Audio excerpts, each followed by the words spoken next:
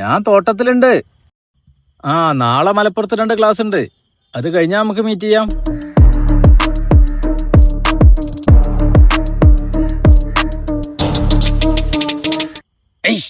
എന്താണത്? 2 വിഷനായ്ക്കളെ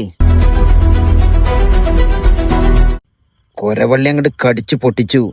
പൊട്ടിക്കുമ്പോഴാ പറഞ്ഞത് ഇങ്ങനെ ഒരു വിഷനായുടെ കാര്യം. നിന്റെ തന്ത വിചാരിച്ചിട്ട് നടന്നിട്ടില്ല.